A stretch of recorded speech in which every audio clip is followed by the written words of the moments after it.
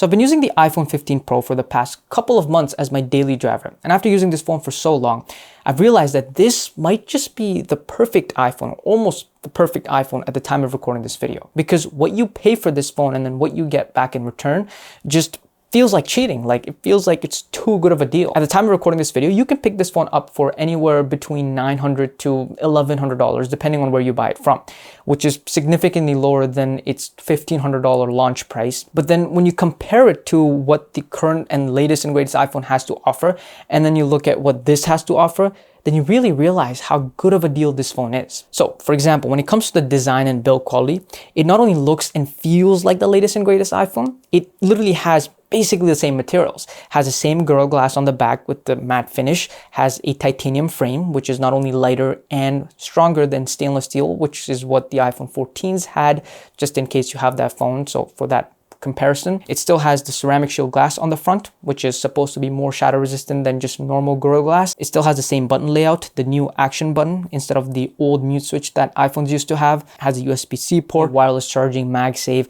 I mean, it's got everything you would want to have in a modern phone. Now, focusing towards the front side of the phone, we have a 6.1-inch OLED screen that goes all the way up to 2000 nits of peak brightness, 120 hertz. It's color accurate, it's sharp, it's got good viewing angles.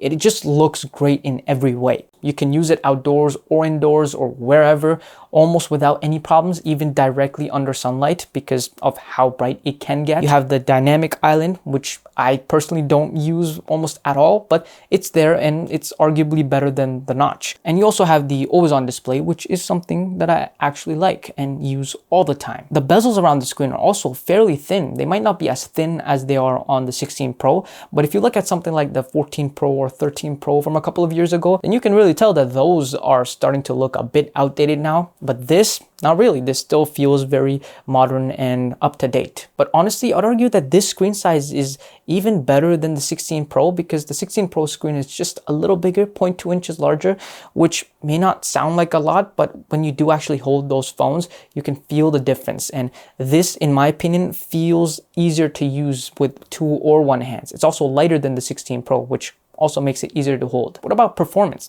Has this phone slowed down since it has been released? Is there a reason to get the 16 Pro instead? Well, no, not at all, especially when it comes to performance, because that's one thing that I feel like that we should really almost stop caring about when it comes to phones, especially if they are like 2-3 years old, because of course, this phone can handle all your everyday tasks without a problem, whether it's calling, texting, browsing, watching videos, scrolling on social media, stuff like that. Not a problem at all, which is what I believe 90% of the people who buy a phone would do. That other 10% are either, playing games or editing videos or something on their phones. Then for those people, I have good news. This phone has the A17 Pro chip inside, and that can handle some of the graphically intensive stuff as well without a problem. So you really do not need to worry about anything. Oh, also, this phone has almost every single Apple Intelligence feature, and it feels like this iPhone's kind of like the lucky one to get some of that because even the base model 15 doesn't have all Apple Intelligence or any Apple Intelligence. So the only feature I think this doesn't have that are related to the camera button on the side.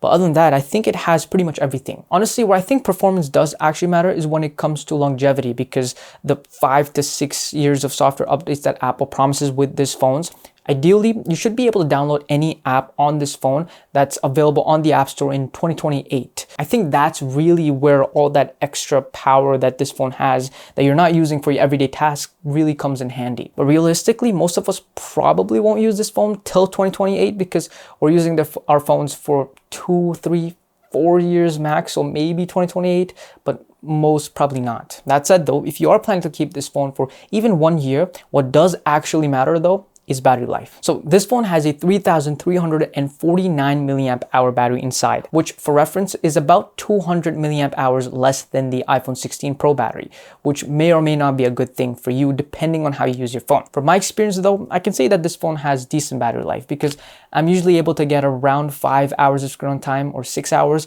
with roughly 20 to 30% of battery remaining at the end of the day. And occasionally I can get maybe 7 hours of screen on time with basically 0% battery remaining. And my usage usage typically consists of using 5G, a little bit of navigation, a little bit of camera, not really, some browsing, a lot of social media, a lot of watching videos and stuff like that. But if your usage is different, then you will obviously see different results. But I still think for most people, you should be able to get just about 5 hours of screen on time on a single charge, which I think is decent battery life. But I'll agree, in this area, it might just be worth getting the 16 Pro if you do actually use your phone a lot and you need that extra battery. It might be worth paying all that extra money. Now, I remember back in 2024, a lot of people were complaining on Twitter especially, or X, about this phone heating up while charging or just even randomly.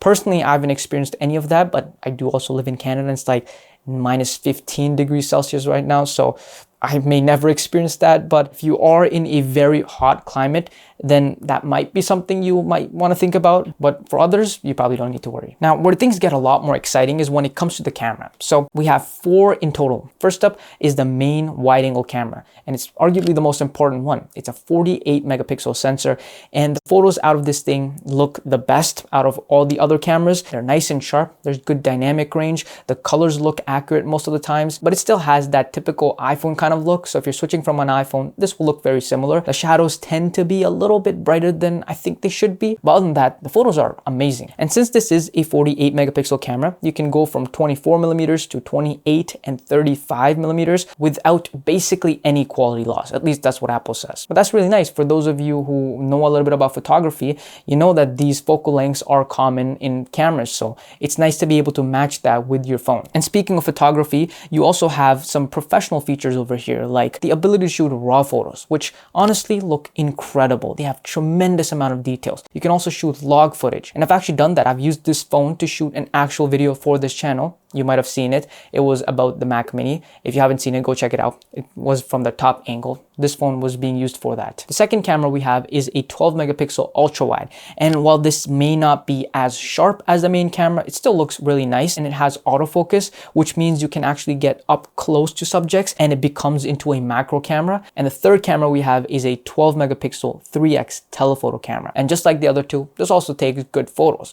Although the only problem I have with this camera is that I've noticed most times, especially when you're indoors, this camera isn't even being used. Apple just decides to crop your main camera and use that to take the photo and get that 3x zoom. You have that camera with an actual full sensor. Why would you crop in the main camera? I guess it's to get better shots in low light, but I don't know. Apple's been doing this for a long time, and even on the 16 Pro, they still do this. So it's kind of weird. Fourth and the final camera is your selfie camera. And the only thing I guess you would need to know about the selfie camera is that it has autofocus, which is something the 14s had, but not older iPhones. So if you're coming from one of those, then this will be a nice upgrade. There are also a couple of other features like portrait mode, cinematic mode, action mode, night mode. And the only thing you're really missing from here that the 16 has is the camera button. But to be completely honest with you, I never really found the camera button to be useful, and all the features it had are software anyways, which begs the question why this phone doesn't have it.